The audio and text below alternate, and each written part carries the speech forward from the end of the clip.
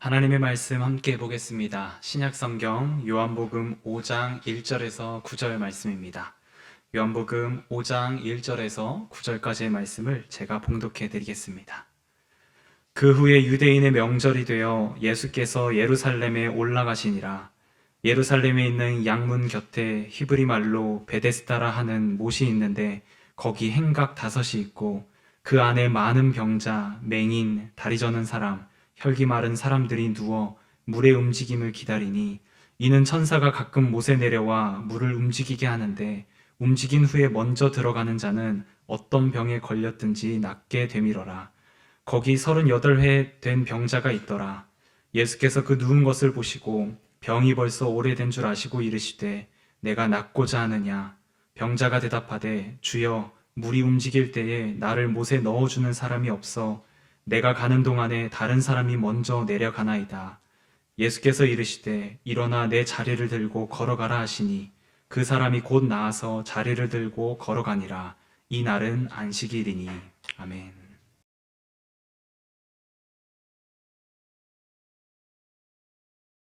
오늘은 옛것을 보내고 새것을 맞이한다라는 주제 하에 송구영신이라는 주제 하에 이제 오늘은 두 번째 시간을 함께 나누려고 하는데요.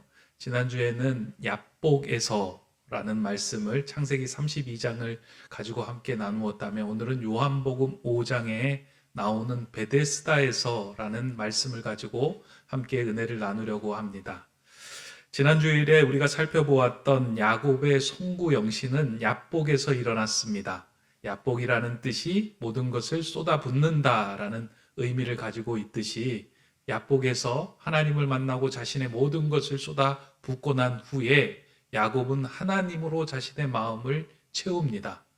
그렇게 하나님을 만난 그 순간을 통해서 야곱에서 이스라엘로 나의 삶 속에서 움켜잡던 것들을 내려놓고 하나님께 모든 것을 맡기는 인생으로, 이스라엘의 인생으로 변하는 은총을 얍복에서 경험을 했습니다. 하나님은 이렇게 한 사람이 인생이 바뀌고 삶이 바뀌고 가치관이 바뀌는 것에 대해서 관심을 많이 가지고 있습니다. 한 사람이 살아나는 것, 한 사람이 주님께로 돌아오는 것, 그에 대한 관심이 많으십니다. 이 땅에 예수님을 보내신 이유 동안 한 사람을 하나님께로 돌아오게 하기 위함이었습니다. 예수님께서 이 땅에 오셔서 행하신 첫 번째 이적인 가나의 혼인잔치 사건을 통해서 예수님이 이 땅에 왜 오셨는지를, 하나님의 마음이 무엇인지를 그 사건을 통해서 우리에게 보여줍니다. 성경에 나오는 이적의 사건들은요, 단지 이적 자체의 의미가 있는 것이 아니라 보다 깊은 하나님의 마음, 뜻, 메시지가 그 안에 담겨져 있습니다. 요한복음 2장에 나오는 가나의 혼인잔치에서 물이 포도주로 바뀌어지는 이적을 행하신 그 예수님의 사건은 단지 예수님께서 이적을 행하셨구나 라는 것에 머무를 때에는 그 사건 안에 담겨져 있는 깊은 하나님의 마음과 예수님의 뜻을 우리는 다 발견할 수 없습니다.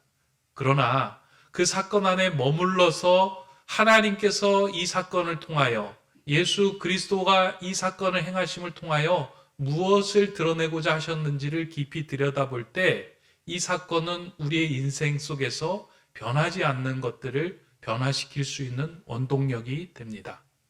가나의 혼인잔치에서는 예수님께서 물이 포도주가 되는 이적을 행하십니다. 예수님의 어머니의 요청에 따라서 혼인잔치에 참여한 예수님께서 갑작스럽게 포도주가 떨어졌다라는 소식을 듣고 그 문제의 중심에 서게 됩니다. 유대인들의 혼인잔치에서 포도주는 아주 중요한 역할을 했던 물건입니다. 잔치의 흥을 돋구기도 하고요. 그 잔치가 지속될 수 있도록 하는 큰 원동력을 가지고 있는 아주 귀한 물건이 포도주였습니다. 그래서 잔치를 준비할 때 항상 포도주를 넉넉하게 준비하는 것이 그 잔치집에서 해야 할 일이었는데, 그만 사람들이 얼마나 많이 왔는지 모르지만 그 잔치집에서 포도주가 다 떨어지게 된 것입니다. 이 상황을 해결하기 위해서 예수님의 어머니는 갑자기 그 문제의 중심에 예수님을 세웁니다. 그 문제의 중심에 선 예수님께서 하인에게 요청을 하죠. 손 씻는, 발 씻는 물동이에 물을 채워라. 그리고 그 물을 연회장에게 갖다 주라. 하인은 그 예수님의 말씀에 순종하고 난 후에 연회장은 그 물을 받아들고 극상품의 포도주로 바뀐 것을 발견하고 놀라워합니다. 어떻게 이런 일이 벌어지게 되었는가? 물도온 하인만 알게 되었다라고 성경은 기록해 주고 있습니다. 왜 예수님께서 행하신 이 첫 이적을, 가나의 혼인잔치의 첫 이적을 주목하며 첫 이적으로 삼았을까? 여기에 중요한 의미가 있습니다. 우리 인생 가운데 예수님께서 들어오실 때에 도저히 바뀔 수 없었던 물이 포도주가 되는 놀라운 변화의 이적들이 예수님을 통하여 일어남을 보여주신 사건이기 때문입니다. 우리 인생 가운데도 절망의 상황이 있고요. 우리의 삶 속에서도 포기하고 싶은 순간이 있지만 예수님께서, 생명의 주님께서 우리 인생 안으로 들어올 때 그 모든 것들이 새롭게 물이 포도주가 되는 아예 체질이 다른 변화가 우리 안에서 벌어진다. 내가 이 땅에 온 이유는 이 땅의 모든 것들이 죽이는 영으로 작동되는 이 세상 속에서 너희를 살리기 위한 생명의 영으로 오셨음을 이 사건을 통해서 우리에게 시사해 주고 있습니다. 우리는 신앙생활을 할 때 이 부분을 놓칠 때가 참 많이 있습니다. 예수님의 복음을 들을 때, 말씀을 들을 때, 성경을 읽을 때, 우리가 예수 그리스도를 믿으면 구원을 얻고 천국에 가게 되는구나. 이게 복된 일이구나. 라고 생각하며 머리로 동의를 하고 거기에 머물 때가 많이 있습니다. 교리로 우리의 신앙생활을 유지할 때가 있고요. 단지 그냥 믿음에 대한 그런 어떤 그 부분에 대해서 글자적으로 우리가 신앙생활 할 때가 참 많이 있습니다. 그러나 복음은 교리가 아니고요. 살아 움직이는 역동적인 힘이며 우리의 생명을 다시금 회복시키는 놀라운 살리는 영의 움직임입니다. 따라서 말씀을 들을 때 우리가 복음서를 읽을 때 그 복음서에 들려오는 내용들은 단지 물이 포도주로 바뀌었구나가 아니라 우리의 죽어가는 영혼을, 생명을 다시금 살려서 하나님의 사람으로 온전케 빚으시는 그 사건이 그 가운데 담겨 있음을 알고 그 복음에 반응하며 회복되는 일들이 일어나야 하는 것이 우리가 성경을 읽고 예배하고 찬양하는 이유입니다. 예수님 당시에 사용하던 복음이라고 하는 말은 오늘 우리가 이해하는 복음하고는 조금 다릅니다. 여러분들은 복음을 어떻게 이해하고 계실지는 모르지만 복음이란 자체에 대해서도 잘 마음의 정의가 안 되셨을 수도 있겠지만 예수님 당시에 사용했던 복음은 헬라어로 유앙겔리온이라고 하는 단어를 사용했는데 이 단어는 살아있는 단어였습니다. 그러니까 왕이 바뀔 때에 제수들이, 죄를 짓고 감옥에 갇힌 제수들이, 죽을 수밖에 없던 사형수들이 사면을 받는 일들이 그 왕이 바뀌는 동시에 생겨난 사건들이 있는 거예요. 나는 이제 죄를 졌으니까 죽을 수밖에 없네 라고 절망하던 그 순간에서 이제 새로운 왕이 등극했으니 당신은 새로운 생명을 얻었습니다 라고 그 죄에서, 그 감옥에서 노임을 받는 그 사건들을 유앙겔리온이라고 하는 단어를 사용했다는 겁니다. 놀라운 단어입니다. 만약 여러분들이 그런 상황에 처해 있다고 생각해 보세요. 내가 실수를 하고 잘못을 해서 죄를 저질러서 감옥에 갇혀 있는데 왕이 바뀌는 순간 당신은 사면되었습니다. 새로운 생명을 얻었습니다. 라고 이야기를 들었을 때 우리의 삶에는 얼마나 역동적이고 새로운 힘과 소망과 기쁨이 넘쳐나올까? 할렐루야 하면서 하나님이 도우셨습니다. 하나님이 함께 하셨습니다. 라고 하는 그 외침과 고백이 터져나오는 그 생명의 순간을 유앙겔리온이라고 사용했다는 겁니다. 복음은 역동적이고요, 살아있는 것이고요, 우리를 살리는 생명의 사건으로 다가오는 거예요.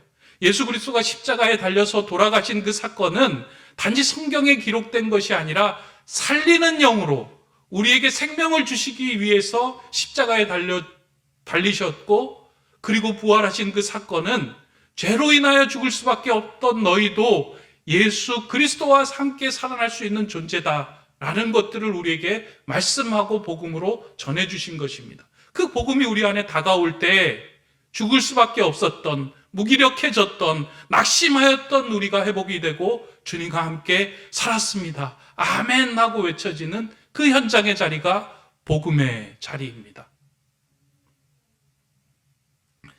성경은, 복음서에 기록된 성경은 교리를 적어 놓은 것이 아니고요, 이런 역동적인 예수 그리스도의 복음을 전하고 이 복음을 듣는 자마다 살아나게 하는 그 은총과 사건이 일어나게 하게끔 하기 위하여 복음서가 기록이 된 것입니다.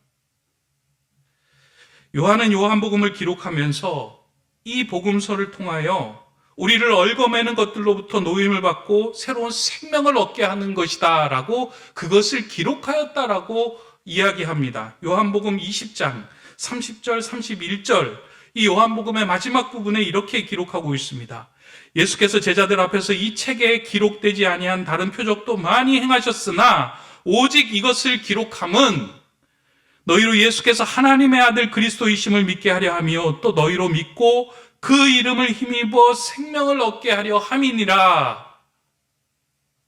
여러 가지 사건 중에 이 복음에서 다루고 있는 그 생명의 사건을 너희가 보고 예수가 주이시고 예수가 그리스도이시고 우리를 살리는 생명의 왕으로 오셨음을 믿고 그 이름을 힘입어 생명을 얻게 하기 위하여 성경이 기록되었다라고 요한은 이야기합니다.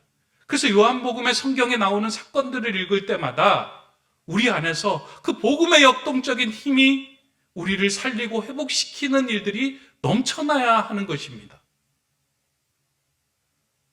저는 이 복음서를 우리 신앙인들이 다시 한번 정독하며 읽어야 할 필요가 있다고 생각을 해요.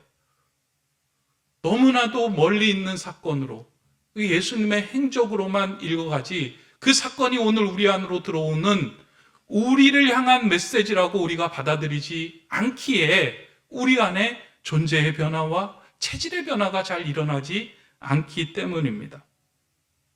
우리는 복음서를 읽을 때 자꾸 우리는 성경을 읽으면서 내가 조금 더 선한 사람이 되어야 되겠다, 착한 일을 해야 되겠다, 아 그렇구나, 예수님이 이런 긍휼의 삶을 살았으니 나도 긍휼을 행해야 되고 봉사를 해야 되고 구제를 해야 되고 사랑을 해야 되겠구나 라고 생각하며 어떤 도덕책으로 읽어갈 때가 많이 있습니다. 근데 성경은 우리로 하여금 도덕적인 사람이 되라고 이야기하지 않습니다. 내 안에 예수 그리스도의 생명이 있느냐, 이것을 묻고 있습니다. 예수를 향하여 시선을 마주치고 예수의 너의 마음이 맞닿아 있느냐, 그것으로 족하다. 그렇게 온전히 예수의 영을 지닌 자는 그 안에서, 그 삶에서 예수가 걸어가셨던 그 길을 따라 걷게 되고 긍휼의 삶이 나타나고 생명의 삶이 그 안에서 온전히 드러나게 된다. 그것을 성경은 말하고 예수님은 우리에게 사건을 통해서 보여주고 계십니다. 교회에서 신앙의 연수가 길어지면서 우리는 이 복음에 대한 능력과 감격이 점점 더 무기력해지기도 하고 무감각해지기도 합니다. 말씀을 들을 때 그 말씀을 통하여 그냥 나는 하나님의 백성이지, 죽어서 천국까지 영혼 구원에만 마음을 쏟고 그냥 평안하게 지나갈 때가 있습니다. 그러다 보니 복음의 능력으로 우리 인생이 회복돼야 하는데 교회를 적당히 멀리하고 너무 가까워하기에는 부담스러운 존재로 교회를 생각하며 우리의 신앙을 유지할 때가 많이 있습니다. 이러한 무기력에 빠져서 힘있는 기도가 사라지고 힘있는 찬양이 사라집니다. 특별히 코로나19가 2년 동안 우리를 이렇게 지배하면서요, 점점 더 우리 안에 이 복음에 대한 영적인 감각이 무뎌지고 있는 상황입니다. 여러분들은 어떠신가요? 저도 이렇게 한 주간 보내면서 사실은 목회자이지만 무뎌질 때가 있어요. 교회를 열면 또 이게 교회를 열고 예배를 드리는 것이 다른 사람들의 시선에 어떠한 영향을 끼칠 것인가. 그 문제에 집중하다 보니까 이 자리가 생명의 자리이고 한 생명 한 생명을 살리는 복음과 은혜의 자리인데 자꾸 그 마음이 딴 데로 가고 이 귀한 자리를 퇴색해버리는 생각으로 제 머리가 가득할 때가 많이 있습니다. 이번 주 설교를 준비하면서요, 다시 한번 제 마음속에 영적인 무기력, 무감각해진 그 복음의 능력이 다시금 회복되면 좋겠다라는 심정으로 오늘 요한복음의 5장의 말씀을 저도 묵상하면서 준비했습니다. 오늘 이 말씀을 읽으면서 혹시 여러분들 안에도 혹시 내가 신앙생활이 오래돼 있는데도 불구하고 하나님에 대한 기대와 소망과 열정적인 기도가 사라졌다면 그 상황 속에서 우리를 회복시키시고 살리시는 주님을 만나고 주님의 복음을 듣는 은혜의 은총들이 여러분들 가운데 있기를 소망합니다. 오늘 요한복음 5장의 말씀으로 들어가 보면 우리가 잘 아는 말씀이죠. 예수님께서 베데스다 연못에서 행하셨던 38년 된 병자를 고치셨던 이적이 요한복음 5장 1절서부터 9절에 나오는 말씀입니다. 예수님께서 공생의 기간을 3년이라고 우리는 흔히 이야기를 하죠. 그 3년의 기간 동안 예수님께서 예루살렘에 3번 방문하셨습니다. 첫 번째 방문하셨을 때는 성전에 들어가셔서 성전에서 장사치들을 내쫓으며 내 집은 만민이 기도하는 집이다라고 했던 성전 정화의 사건이 벌어지고요. 그리고 마지막에 예루살렘에 방문하셨을 때는 많은 사람들 앞에서 복음을 전하다가 잡히고 십자가에 달려 돌아가시는 그 고난의 시간을 보낸 그 사건들이 마지막에 예루살렘 성전 방문을 통해서 일어난 사건입니다. 그러면 그 도중에 한 번 예수님께서 예루살렘을 방문하셔서 행하셨던 사건이 바로 오늘 우리가 읽었던 요한복음 5장에 나오는 사건입니다. 베데스다 연못에 찾아가셔서 예수님께서 그 병자들을 만나고 그들을 치유하시는 사건이 오늘 우리가 읽었던 본문의 내용입니다. 이 베데스다 연못은 많은 환자들이 모여있던 곳이었습니다. 오늘 성경에 보니까 그 연못을 주변으로 행각이 5개가 있고 그 안에 모여든 사람들이 보니까 다리 저는 자, 맹인, 혈기 마른 자, 온갖 종류의 아픔을 가진 자들이 원근각치에 모여들어 그 속에 환자들이 아주 득실득실하게 있었던 자리가 바로 베데스다였다라고 이야기를 합니다.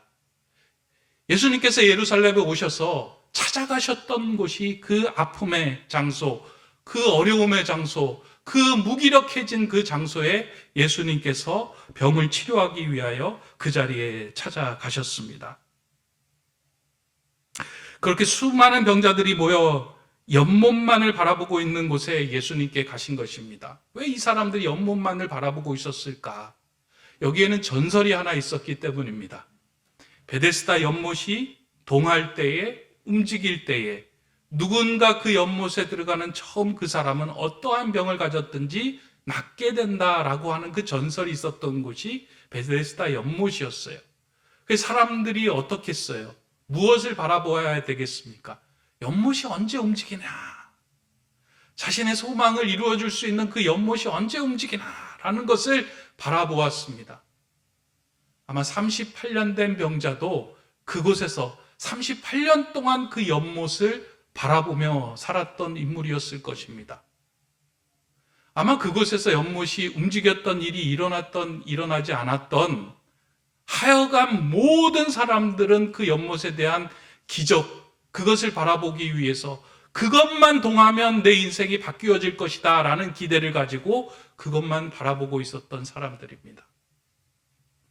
그런데 그곳에 예수님께서 찾아가셨습니다.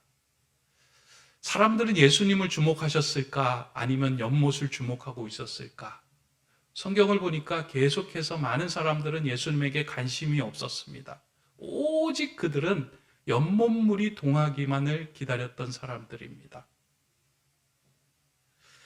그럼에도 불구하고 예수님은 그곳에서 가장 오래 병을 앓고 있는 38년 된 병자를 찾아가 주십니다.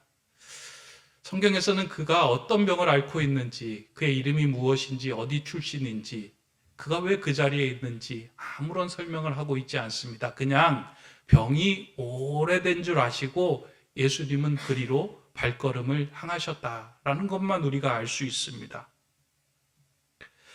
예수님은 고통을 당하고 있는 그 한 사람을 찾아가 만나시고 그 38년 된 병자를 치유해 주십니다.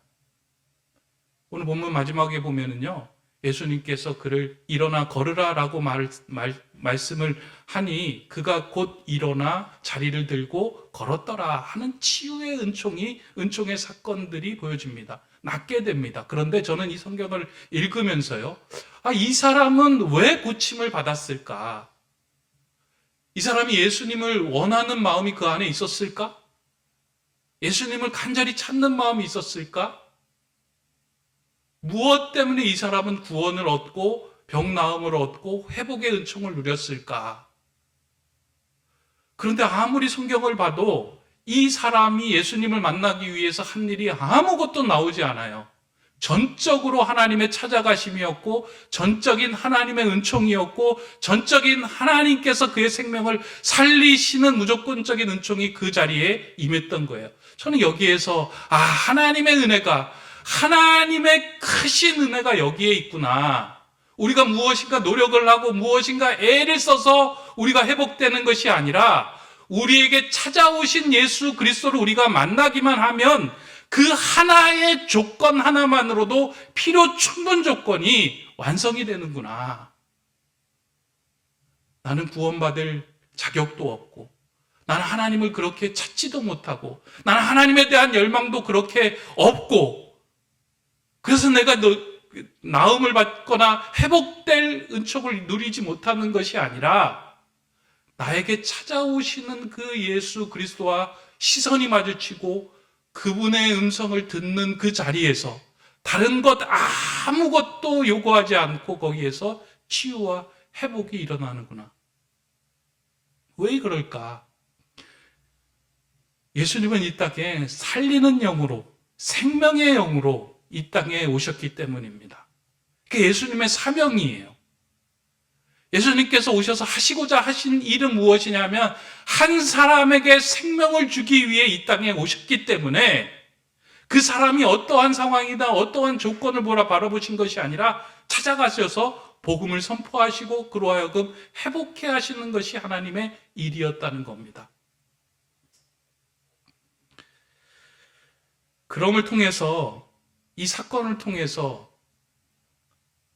예수님께서 보여주시고자 했던 것들은 무엇이냐면 너희들이 바라보아야 할 것은 이 연못물이 동하는 것, 그 베데스다 연못이 아니라 너희를 진정으로 고칠 수 있는 진정한 베데스다, 생명의 원천이신 나를 볼 때 회복이 되고 치유될 수 있음을 이 사건을 통해서 보여주시고 우리에게 말씀하시고 있는 내용입니다. 그곳에 있었던 수많은 사람들은 사실 예수 그리스도가 그들에게 오시는 것에 관심이 없었습니다. 연못이 움직이는 것에만 관심을 두었습니다. 저는 이 본문을 보면서 이것이 우리의 모습이 아닌가 하는 생각을 많이 했습니다.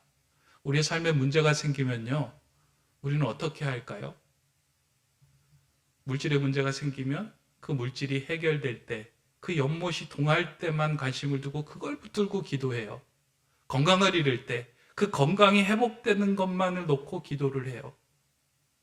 우리 자녀의 문제가 생길 때 그 자녀가 회복되는 것만을 놓고 기도해요. 물론 너무 중요합니다, 기도를 하는 것. 그런데 그 기도의 자리에 예수 그리스도가 없이 우리의 간구와 구원만 있을 때에는 그 베데스다 자리는 은혜의 자리, 자비의 집이 되는 것이 아니고요, 경쟁의 자리가 돼요. 이것을 얻어서 쟁취하겠다는 그런 경쟁의 자리가 돼요. 베데스다에 보면 어떤 일이 벌어지고 있어요? 한 사람만 들어가면 그곳에 치유받는다니까 사람들이 눈을 켜고 내가 먼저 들어가야 되겠다라는 그런 마음을 가지고 그 자리에 사람들이 모여 있었던 거예요. 예수가 없으면, 자비의 집에 예수가 없으면, 우리의 기도에 예수가 없으면, 우리의 교회에 예수가 없으면, 우리의 인생에 예수가 없으면 우리가 예수를 믿음에도 불구하고 우리 인생은 세상이 말하는 똑같은 경쟁과 똑같은 관구와 똑같은 소원을 이야기하며 살아갈 수밖에 없는 존재입니다. 변화가 일어나지 않아요. 38년 된 병자처럼 그냥 무기력하게 살아갈 수밖에 없는 존재입니다. 그러나 그 자리에 예수가 들어오면 생명의 놀라운 변화가 일어나고 송구영신의 변화가 생겨납니다. 38년 된 병자에게 예수님이 찾아와서 묻습니다. 내가 낫고자 하느냐? 이 질문을 보면서 여러 가지 그 이상한 점들도 생기고, 예수님이 그 당시에 나이가 32살이었는데 병자는 38년 된 병자니까 그래도 나이가 적어도 40세는 넘었을 거 아니에요. 근데 나이가 많은 사람에게 가서 내가 낫고자 하느냐 이렇게 이야기했을까? 이런 의문으로부터 시작을 해서 38년 된 병자가 누워있는데 낫고자 하느냐 하는 그 질문이 맞는 건가? 라는 생각도 듭니다. 낫기 위해서 온 사람한테 뭘 그런 걸 묻느냐? 이상한 질문처럼 들리죠. 근데 저는 왜 이 질문을 했을까? 제가 생각이 얕아서 그런 건지는 모르겠지만, 너가 지금 베데스다로 향하고 있는 그 시선을 돌려서 지금 얘기하고 있는 이 사람이 누구인지 시선을 좀 돌려봐라. 내가 정말 낫고자 하느냐? 그렇다면 너의 시선이 향해야 할 곳은 나다 하고 그 시선을 거두어 예수님에게 집중하게 하고자 하는 질문이었다. 그 사람이 그 질문을 듣고 예수님에게 시선을 돌리고 이야기를 하고, 예수님께서는 그에게 말씀합니다. 내 자리를 들고 일어나 걸어라. 38년 동안 낫고자 하는 마음은 있었지만 의지조차 병들어 있던 그가 예수 그리스도를 만난 이후에 그의 인생이 새롭게 되었어요. 죽어갔던 인생이 생명의 삶이 되었어요. 그 자리를 떠난 인생이 되고 말았습니다. 우리 인생 가운데 예수 그리스도가 들어오면은요, 비포하고 애프터가 갈라집니다. 기원 전, 기원 후가 갈라지듯이 예수님을 만난 모든 인생은 송구영신의 은혜를 경험했어요. 성경의 사건들을 보시면 그렇잖아요. 예수 그리스도를 멀리서 멀찍이서 만난 사람이 아니라 내 삶의 문제를 들고 예수에게 나와 그와 시선이 부딪혔던 그 한 사람들은 모두 다 그 인생이 과거를 보내고 새로운 존재로, 새로운 피조물로 거듭나는 은총들이 그 자리에서 벌어졌습니다. 베데스다에서 예수 그리스도가 존재하는 그 자리에서 일어났던 은총입니다.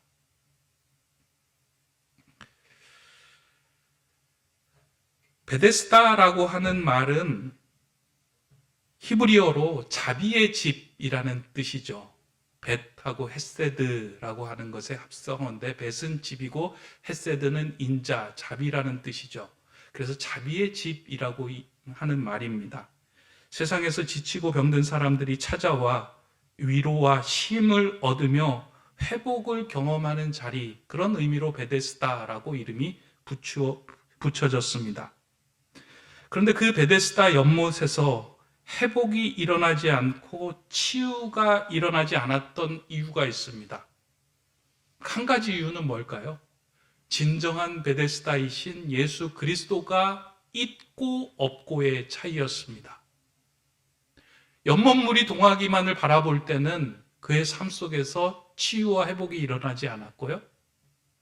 연못을 바라보지 못하고 치유와 생명의 근원이신 주님에게로 시선을 돌릴 때 그분을 통하여 우리 안에 생명의 능력이 흘러들어온 것을 보게 됩니다. 마치 인생에서 물질을 잃고 낙심하였을 때 우리는 그 물질이 해결될 때만을 바라보며 기다립니다. 우리가 문제를 만날 때, 베데스다와 같은 상황에서 문제를 만날 때, 하나님, 이 문제만 해결되면 제가 하나님의 사람으로 열심히 섬기겠습니다. 내가 당하고 있는 여러 가지 아픔과 힘든 상황 속에서도 그 문제만을 바라볼 때 그 문제가 해결되지 않으면 우리의 마음은 점점 낙심되어 무기력해집니다.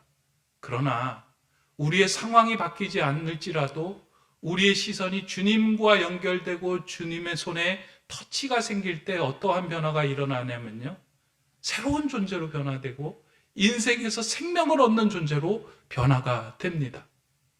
아마 여기에 계신 성도님들도 그런 은총을 다 경험을 하셨을 겁니다.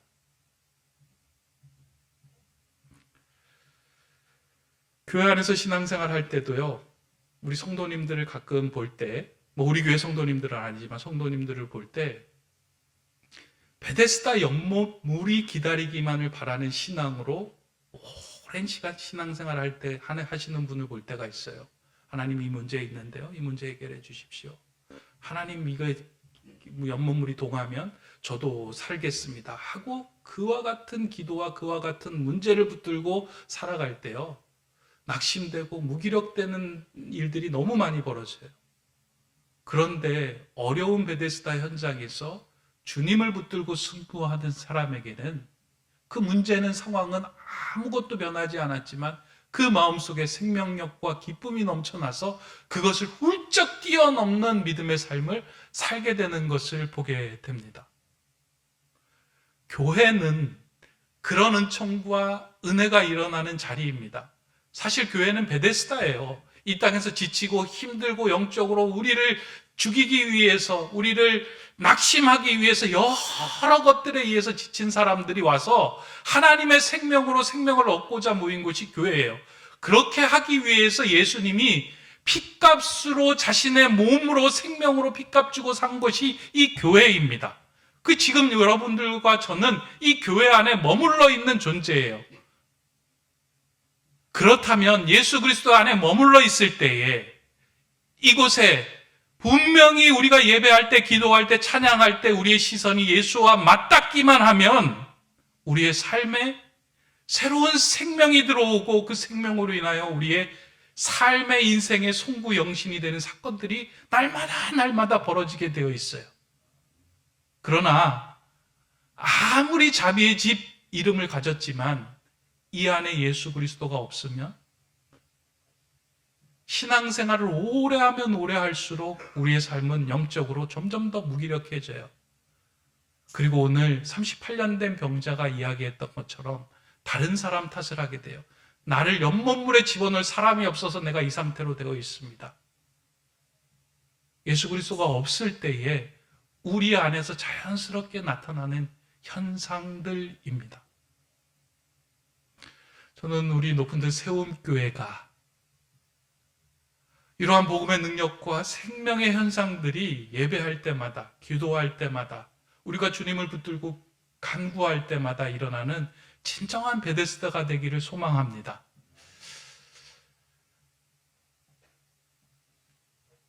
혹시 여러분들의 마음 속에서 마음이 무기력해지고 어려울 때, 어디로 가야 할지 모를 때 여러분들 교회로 나오시기 바랍니다. 교회는요, 주님이 자신의 생명을 주고 사시고 핏값으로 주고 사신 곳이에요. 교회는 예수 그리스도의 십자가의 생명이 담겨져 있는 것이 교회이고요, 예수 그리스도의 부활의 능력이 나타나는 것이 교회입니다. 이 교회 안에서 하나님을 붙들고 간구하고 하나님께 엎드려 잠잠히 기다릴 때 주님은 우리에게 말씀하실 겁니다. 내가 낫고자 하느냐? 그때 다른 말이 필요 없고요, 주님을 보기를 소원합니다. 주님 안에서 나에게 주님의 생명이 연결되기를 소망합니다. 그 하나로 충분합니다. 우리 인생의 베데스다를 지날 때에 여러분들의 삶 속에서 어딘가에 머물러야 할 장소가 없다면 저는 여러분들 이 예배의 자리가 여러분 인생의 베데스다가 되기를 소망하고요, 이곳에서 하나님을 만나고 주님을 통해서 생명의 능력을 얻는 경험들이 주변 사람들에게, 그리고 무기력에 빠져 있는 자들에게 전해지는 은총이 있기를 소망합니다. 그런 높은 뜻 세움교회, 그리고 그 송구영신의 은총을 경험하는 저와 여러분 되시기를 주님의 이름으로 축원합니다. 기도하겠습니다. 사랑의 하나님, 우리를 자비의 집으로 불러주시고 생명의 주님이시며 진정한 우리의 베데스다이신 예수 그리스도를 만나고 예배하고 찬양하게 하시니 감사를 드립니다. 지금껏 자비의 집에 머물며 연못물이 움직이를 기다리는 신앙이었다면 이제 예수 그리스도의 음성을 듣고 자리를 들고 일어나 주님과 함께 동행하는 생명의 삶이 되게 하여 주시옵소서. 우리 높은 듯 세운 교회가 이 땅에서 지치고 힘든 자들이 예수님을 만나 영혼의 구원을 얻는 장소뿐 아니라 생명의 구원까지 경험하는 베데스다 되게 하여 주시옵소서. 대림절이 깊어가는 이 주일에 우리를 살리시러 오신 예수 그리스도의 이름으로 기도드립니다. 아멘.